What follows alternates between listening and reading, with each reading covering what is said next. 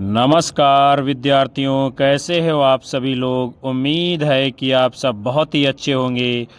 आप लोग विजिट कर चुके हो दीपक लक्ष्य अब एजुकेशनल चैनल के ऊपर, जहां पर निरंतर मेहनत की जाती है आपके लक्ष्य को ध्यान में रखकर।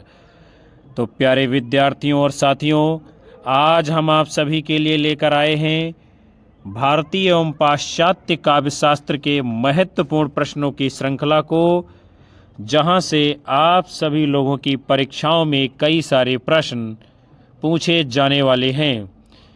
तो आज के सेशन की हम शुरुआत करें उसके पहले आप सभी से निवेदन है, एक बार कक्षा को लाइक कमेंट कर शेयर कर दीजिए और सेशन को पूरा वॉच करिएगा। हम शुरुआत करते हैं पहले प्रश्न के साथ में।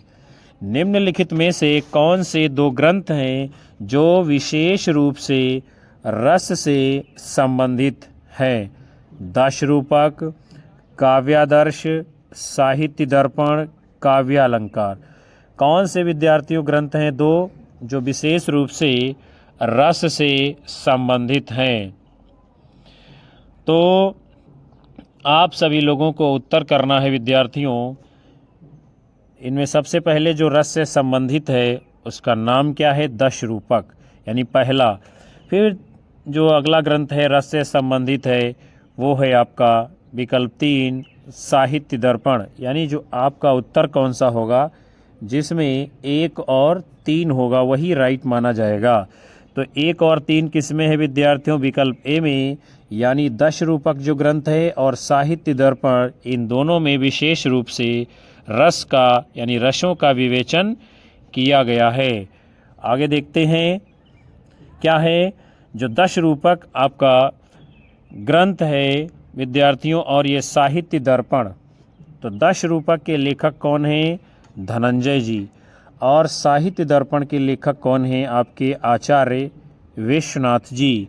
उसके बाद में आप सभी लोगों का अगला क्वेश्चन है, शब्दार्थयोर भवत्सभावे विद्या साहित्य विद्या किसका कथन है? क्या कथन में कहा जा रहा है? शब्दार्थयोर वत्सहभावे विद्या साहित्य विद्या, कुंतक, राजशेखर, भोजराज, विश्वनाथ। तो उपर्युक्त कथन किसका है विद्यार्थियों? विकल्प बी राजशेखर का। फिर हम सभी लोग आगे देखते हैं अगले कथन को, शब्दार्थो सहितो वक्र कवि व्यापार शालिनी।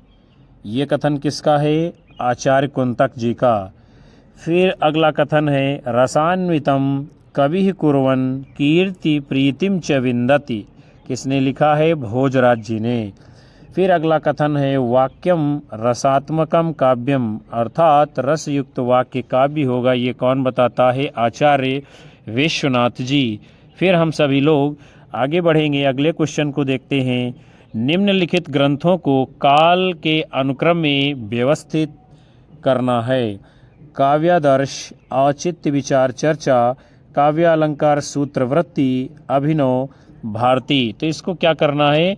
हम लोगों को क्रम में लगाना है विद्यार्थियों। तो सबसे पहले कौन सा आएगा आपका? वो होगा काव्यादर्श यानी 1। फिर कौन सा आएगा? काव्यालंकार सूत्रवृत्ति यानी 3 नंबर आपका आएगा। उसके बाद में कौन सा आएगा? अभिनव भारती अर्थात 4 आएगा। उसके बाद में औचित्य विचार चर्चा अर्थात 2 आएगा। तो आपको देखना है 1, 3, 4, 2 किस विकल्प में है, तो वो आपका उत्तर होगा विकल्प बी 1, 3, 4, 2। यही आपका राइट आंसर माना जाएगा। फिर विद्यार्थियों हम सभी लोग देखते हैं ये ग्रंथ हैं किसके, यानी कब लिखे गए हैं। काव्यादर्श ये जो है दंडी जी की रचना है, 6ठी 7वीं शती में लिखी गई है। और काव्यालंकार सूत्रवृत्ति ये वामन की रचना है, 8वीं शती में लिखी गई है। अभिनव भारती अभिनव गुप्त की रचना है, 10वीं शताब्दी में लिखी गई है। और औचित्य विचार चर्चा क्षेमेंद्र की रचना है जो कि 11वीं शती में लिखी गई है। फिर विद्यार्थियों हम लोग बढ़ चलते हैं अगले क्वेश्चन की ओर। निम्नलिखित में से किसके मतानुसार इतिहास की व्याख्या द्वंद्वात्मक पद्धति के आधार पर होनी चाहिए? तेन, हीगल, विको, वाल्तेयर। तो इनमें से जो हीगल हैं, हीगल के मतानुसार क्या है, इतिहास की व्याख्या द्वंद्वात्मक पद्धति के आधार पर होनी चाहिए। हीगल ने विकासवादी प्रक्रिया से प्रगति के विचार पर बल देते हुए, किस प्रक्रिया से, विकासवादी प्रक्रिया से प्रगति पर बल देते हुए ये प्रतिपादित किया कि हम किसी वस्तु के यथार्थ रूप को उसी विरोधी रूप में उसकी तुलना करके ही जान सकते हैं। फिर आगे देखेंगे, निम्नलिखित में से कौन सा विद्वान अस्तित्ववाद का चिंतक नहीं है? Albert Camus, Ezra Pound, Martin Heidegger, Jean Paul Sartre. तो इनमें से कौन सा नहीं है विद्यार्थियों आपका जो विचारक यानी कि अस्तित्ववादी? उनका नाम है एजरा पाउंड। और बाकी Albert Camus, Martin Heidegger, Jean Paul Sartre, ये सब जो है अस्तित्ववादी विचारक माने जाते हैं। आगे बढ़ चलते हैं हम लोग। जो आपके एजरा पाउंड जी हैं विद्यार्थियों, कौन? एजरा पाउंड जी, यह बिंबवाद के चिंतक हैं। किसके हैं? बिंबवाद के। ABC ऑफ रीडिंग नामक ग्रंथ के रचयिता कौन है? Ezra Pound. और अस्तित्ववाद का प्रवर्तक किसको माना जाता है? सोरेन किरकेगार्ड को। फिर उसके बाद में आप सभी का अगला क्वेश्चन है, अंडरस्टैंडिंग पोएट्री पुस्तक के लेखक हैं Allen Tate, Tillyard, Cleanth Brooks, sir William Empson. तो अंडरस्टैंडिंग पोएट्री ये पुस्तक किसकी है? आपका उत्तर होगा विकल्प सी, क्लिंथ ब्रुक्स की। फिर हम लोग आगे देखते हैं, क्लिंथ ब्रुक्स को विडंबना और विसंगति सिद्धांत का प्रवर्तक माना जाता है। On the limits of poetry, इसका प्रकाशन कब होता है? 1948 ईस्वी में। ये पुस्तक किसकी है? एलन टेट जी की। कौन सी? On the limits of poetry. उसके बाद में 7 टाइम्स ऑफ एम्बिग्विटी, ये जो पुस्तक है इसके लेखक कौन है? William Empson ji. The direct of oblique पुस्तक के लेखक कौन है? टिलियर्ड जी। फिर उसके बाद में आप सभी लोगों का अगला क्वेश्चन है, टॉमस ईस्टर्न एलियट के अनुसार यानी TS एलियट के अनुसार परंपरा क्या है? संस्कृत का अंश नहीं है, निर्जीव होती है, अनुपयोगी है, जीवित संस्कृत का एक अंश है। तो TS एलियट क्या मानता है कि परंपरा जीवित संस्कृति का एक अंश है। एलियट की प्रमुख समालोचनात्मक कृतियों को हम लोग देखेंगे, जैसे कि the secret wood, homage to John Dryden, selected essays, the use of poetry and the use of criticism. ये सभी पुस्तकें किसकी हैं? TS एलियट की। आप सभी लोगों का अगला क्वेश्चन है, निम्नलिखित में से अस्तित्ववाद की विशेषताएं कौन कौन सी हैं, उसे आप लोगों को क्या करना है? बताना है। तो चलिए देखते हैं हम लोग कौन कौन सी विशेषताएं हैं अस्तित्ववाद की। जीवन की निरर्थकता का बोध, जीवन की सार्थकता का बोध, मृत्यु बोध, परंपरा के प्रति आस्था। तो इनमें से हम लोगों को ये पता करना है कि कौन कौन सी विशेषताएं हैं अस्तित्ववाद की। तो जीवन की निरर्थकता का बोध, ये विशेषता अस्तित्ववाद की है। और मृत्यु बोध, ये भी विशेषता अस्तित्ववाद की है। बाकी 2 और 4 ये विशेषताएं अस्तित्ववाद की नहीं हैं। अर्थात क्या है, 1 और 3 जिस विकल्प में होगा वही आपका सही उत्तर माना जाएगा। तो विद्यार्थियों 1 और 3 किस में है? विकल्प बी में। और यही आपका जो है सही जवाब होगा। जीवन की निरर्थकता का बोध और मृत्यु बोध, ये दोनों विशेषताएं हैं किसकी? अस्तित्ववाद की। फिर विद्यार्थियों जो है आप सभी लोगों का अगला क्वेश्चन क्या है, सूची 1 को सूची 2 से सुमेलित करना है और उसके बाद में आप लोगों को अपना उत्तर नीचे दिए गए कूट के अनुसार देना है। पहली सूची में क्या है, विचारक है, और दूसरी सूची में है उनकी पुस्तकें। तो सबसे पहले हैं आपके प्लेटो। प्लेटो की पुस्तक का नाम क्या है, इयॉन। फिर हैं आपके बिम्साट WK, इनकी जो है पुस्तक कौन सी है, तो उसका नाम है WK बिम्साट की पुस्तक लिटरेरी क्रिटिसिज्म ए शॉर्ट हिस्ट्री। फिर हैं आपके सैमुअल टेलर कॉलरिज की पुस्तक का नाम क्या है, लेक्चर्स ऑन शेक्सपियर।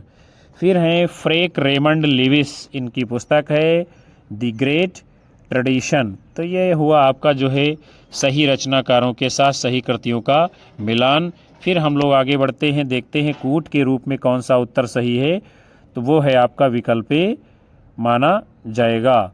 फिर विद्यार्थियों, आप सभी लोगों का अगला क्वेश्चन है, निम्नलिखित में से किस आचार्य ने रीति का एक भेद अवंती को माना है, भामह, कुंतक, वामन, भोजराज।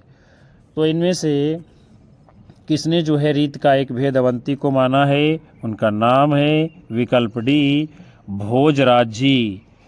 रीत संप्रदाय के प्रवर्तक कौन है विद्यार्थियों, तो रीत संप्रदाय का प्रवर्तक किसको माना जाता है, आचार्य वामन को। इन्होंने रीति को काव्य की आत्मा माना है। इनके अनुसार विशिष्ट पद रचना रीति है।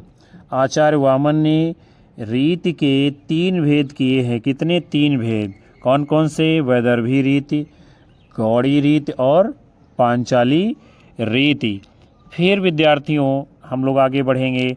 अगले क्रम में आपका क्वेश्चन है, निम्नलिखित में से कौन काव्य मीमांसा के रचनाकार हैं, वामन, मम्मट, राजशेखर, लोल्लट। तो काव्य मीमांसा ये किसकी रचना है, विकल्प सी, राजशेखर जी की। और राजशेखर जी की अन्य रचनाओं को हम लोग देखते हैं कौन कौन सी इन्होंने लिखी हैं, जैसे कि कर्पूर मंजरी, विद्धशाल भंजिका।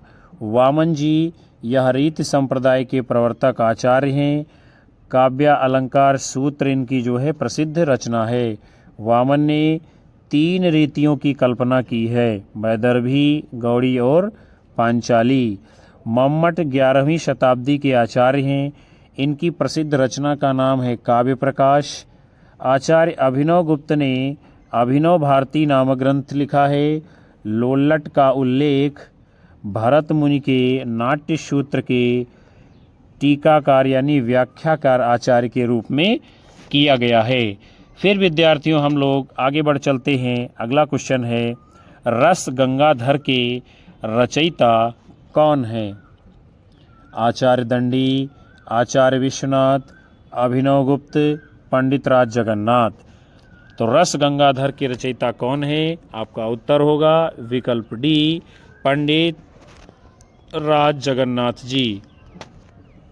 पंडित राज जगन्नाथ की संस्कृत साहित्य शास्त्र पर प्रौढ़ कृति कौन सी मानी जाती है, रस गंगाधर।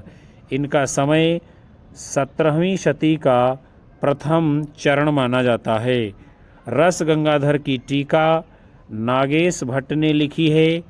अपय दीक्षित के अलंकार ग्रंथ चित्र मीमांसा की खंडात्मक आलोचना जो है चित्र मीमांसा खंडन के नाम से किसने की है, पंडित राज जगन्नाथ जी ने। किस नाम से, चित्र मीमांसा खंडन के नाम से।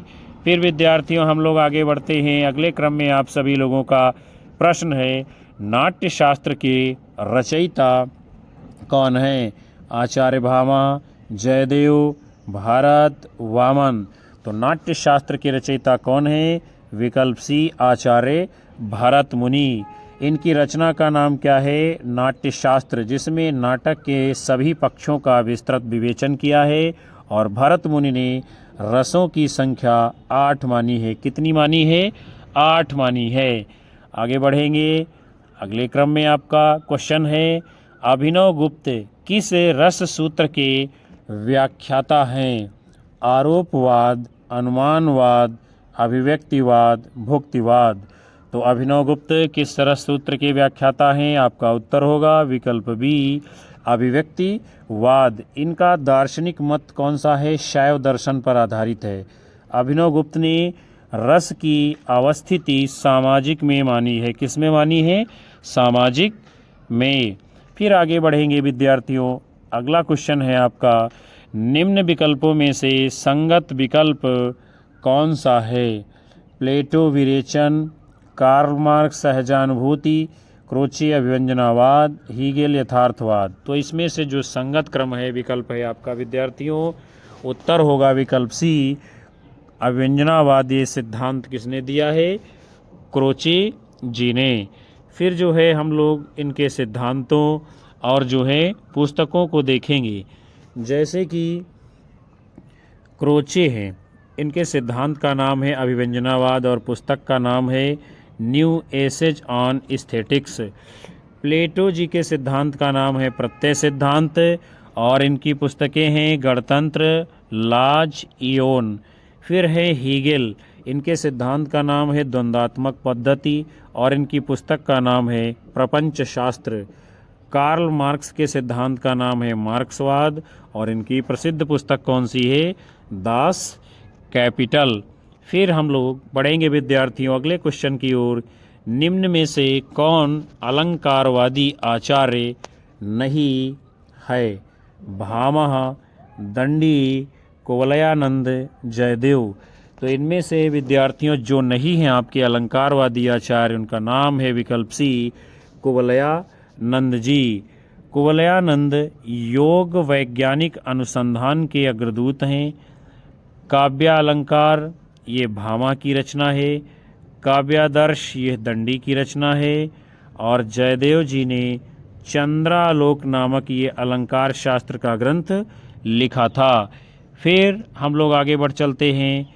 अगला क्वेश्चन है, अलंकारवादी आचार्य इनमें से कौन हैं?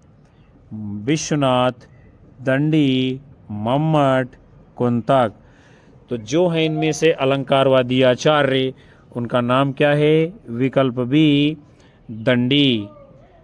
उसके बाद में विद्यार्थियों हम लोग प्रमुख अलंकारवादी आचार्यों को देखेंगे कौन कौन से हैं। जैसे कि भामह, दंडी, उद्भट, रुद्रट, भोज, जयदेव, अपय दीक्षित आदि, यानी ये सभी कौन है? अलंकारवादी आचार्य। फिर कुंतक जी, ये आपके वक्रोक्ति सिद्धांत के प्रवर्तक थे। इनके ग्रंथ का नाम क्या है? वक्रोक्ति जीवितम। मम्मट के ग्रंथ का नाम है काव्य प्रकाश और मम्मट ये ध्वनिवादी आचार्य माने जाते हैं। विश्वनाथ के ग्रंथ का नाम है साहित्य दर्पण और इस ग्रंथ में विश्वनाथ जी ने 10वें रस वात्सल्य रस को मान्यता प्रदान की है। किसने? विश्वनाथ जी ने अपने साहित्य दर्पण ग्रंथ में। फिर विद्यार्थियों आप सभी लोगों का अगला क्वेश्चन है, धर्म कथा पुरावृत्त या पुरा कथा के लिए आलोचना की शब्दावली में किस शब्द का प्रयोग किया जाता है? मौखिक, देवकथा, मिथास, मिथक। तो धर्म कथा पुरावृत्त या पुरा कथा के लिए आलोचना की शब्दावली में किसका आपका उत्तर होगा? विकल्प डी, मिथक शब्द का प्रयोग किया जाता है। आगे बढ़ते हैं हम सभी लोग। प्राचीन पुराकथाओं का तत्व जो नवीन स्थितियों में नए अर्थ का वहन करे वो मिथक कहलाता है। क्या है? प्राचीन पुराकथाओं का तत्व जो नवीन स्थितियों में नए अर्थ का वहन करे वो क्या है? मिथक कहलाता है। आगे बढ़ चलते हैं हम लोग। आपका अगला क्वेश्चन है, वस्तु, घटना, व्यापार, गुण, विशेषता, विचार आदि के साकार निराकार पदार्थों मानस क्रियाओं को कवि किसके द्वारा प्रत्यक्ष और इंद्रिय ग्राह्य बनाता है? मिथक के द्वारा, कल्पना के द्वारा, प्रतीकों के द्वारा, बिंब के द्वारा। तो वस्तु, घटना, व्यापार, गुण, विशेषता, विचार आदि साकार निराकार पदार्थों और मानस क्रियाओं को कवि क्या है?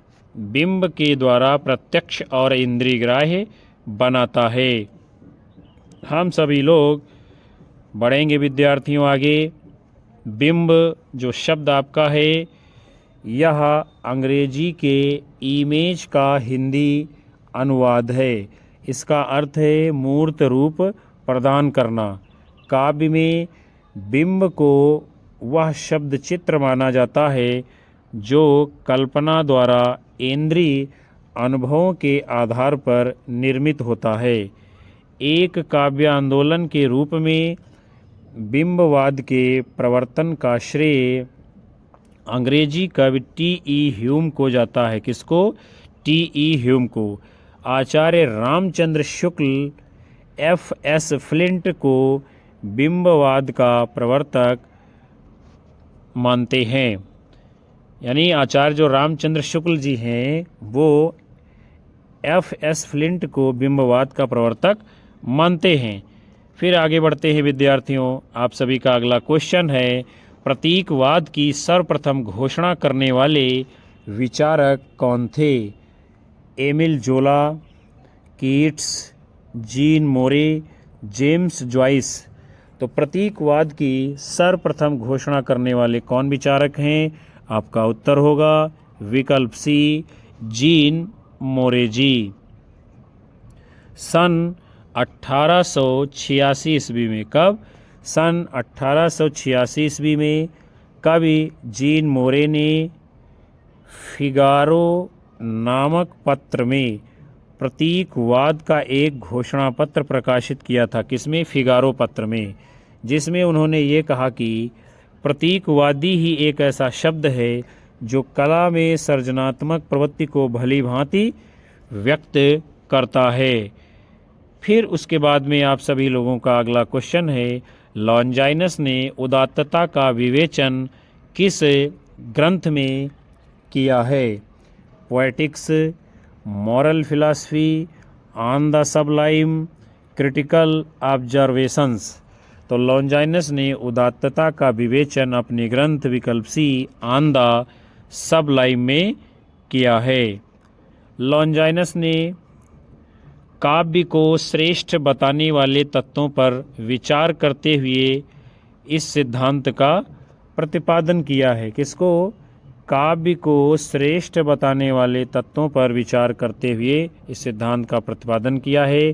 वे उदात्त को काव्य का श्रेष्ठ बनाने वाला तथा कवि को प्रतिष्ठा दिलाने वाला तत्व मानते हैं। किसको? उदात्त को। यानी जो उदात्तता है ये काव्य को श्रेष्ठ बनाती है और कवि को प्रतिष्ठा भी दिलाती है। और इनके प्रमुख ग्रंथ का एक नाम है पेरिप्सूस। क्या है? पेरिप्सूस। तो प्यारे विद्यार्थियों और साथियों, आज के महत्वपूर्ण सेशन को हम यहीं पर समाप्त करते हैं, जिसके अंतर्गत आप सभी लोगों ने भारतीय एवं पाश्चात्य काव्य शास्त्र से संबंधित वैकल्पिक प्रश्नों की श्रृंखला को देखा है। हमें उम्मीद है कि यह सेशन आपकी समझ में आया होगा और यहाँ से प्रश्न आपकी परीक्षाओं में बनेंगे। तो यदि आप सभी लोगों को लगता है कि हमारी मेहनत आपके लिए उपयोगी है तो कक्षा को लाइक करिए, कमेंट करिए और शेयर मारिए और अधिकतम साथी मित्रों को हमारे चैनल से विजिट कराते रहिए, जुड़ते रहिए। मिलेंगे आप सभी लोगों को पुनः से हम अगले सेशन में। तब तक के लिए आप सभी लोगों को नमस्कार, जय हिंद, वंदे मातरम, बाय बाय, शुभ रात्रि आप सभी लोगों को।